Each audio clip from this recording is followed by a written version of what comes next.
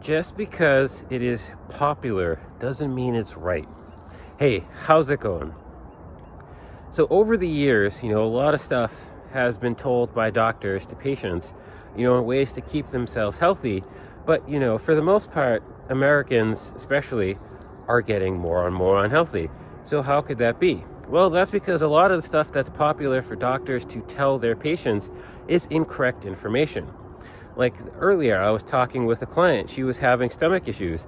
And she's like, oh, my doctor told me to bump up the fiber. I was like, well, how's the stomach? She's like, oh, it's not getting any better. It's getting any worse. It's getting worse. I was like, yeah, it's because you're eating too much fiber and you were doing that to begin with. So, cut back on what you're eating to see how your body does. But this happens a lot with a lot of different things that doctors are telling, their patients to do, and the patients aren't getting any better. Like they'll go in and they'll have high blood pressure, and the doctor will be like, cut out salt. Okay, I graduated college back in 2000, and one of the things they taught us back then, that only 6% of the population is sodium sensitive. So only 6% of the population will actually, going low salt will actually help their, great, I'm having brain fart here, their high blood pressure. There we go. So having them drop their sodium down really isn't going to help them. And it's been shown in studies that low sodium could actually be bad for you because your body wants the sodium. And if you eat low enough sodium and drink enough water, you'll end up with hyponatremia, which a lot of my clients have. And there'll be like memory issues, there'll be nerve issues. Most doctors will have no idea what's going on, and they'll try to do all the stuff, and then they'll realize like, oh shit, you have too little blood sodium because you've been going so low on the sodium and so high in the water that you've been causing your body issues.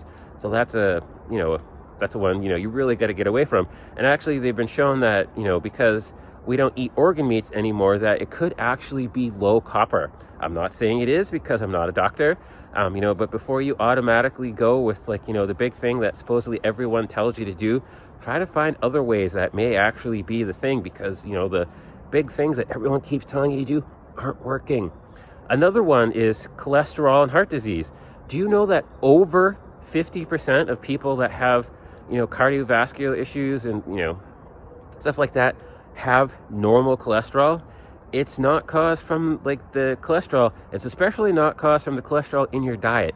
It still makes me sad, all the doctors and medical professionals that think, the cholesterol that you're eating causes high blood cholesterol. That's not true. That was debunked 20 years ago when they figured this out, that it doesn't do a fucking thing. It has to do with how your body produces cholesterol, not what you're eating. Or actually, very little of the cholesterol you eat actually has anything to do with your cholesterol.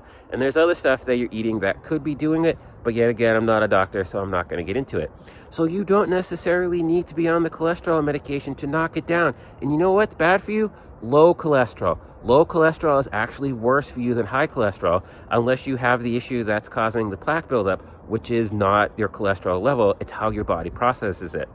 And another thing, this whole protein thing, I still know registered dietitians that refuse to give people more than 50 grams of protein a day because they say it will destroy your kidneys. This was a study done back in the 1950s that was proven just to be the author's what's the word? That's what he thought from the results he was getting. That's what he was saying. It was his opinion. And they bunked that study 100 times since that. But people still believe that, that's true. It's it is not.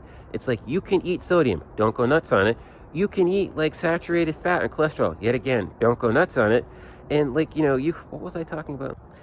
And you can eat protein. You actually need to eat up to 1 gram of protein per pound of body weight, or more, depending on if you're a strength or power athlete, or how active you are as an athlete. If you're just an average person, you could probably get 0.75 to 1 gram per pound of body weight, and that's all you need. And especially if you're trying to lose weight, and you want to lose it from fat, you want to eat more protein, because more protein is satiating and it actually bumps up your metabolism.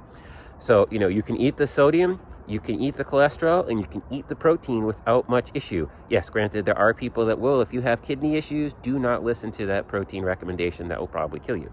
But yet again, I am not a medical doctor. So if your doctor tells you something, I literally cannot say otherwise. But I will say it's probably not the best idea of the stuff that your doctor's telling you, because most of the information probably was debunked years ago, but they're still going with it. So this is Paul F. Sweat, certified personal trainer and certified nutrition coach, signing off. And until next time, train smart, train hard, train safe, train the sweat. Do you have health and fitness and nutrition related questions? Please leave them below in the comments. No matter what the question is, I will get back to you and help you come up with an answer and figure out some tips if you have a particular fitness goal in mind. So again, please leave the comment in the comments below, or if you want to be a little more personal, you can send it to me either direct message, personal message, or via email, depending on where you see this video.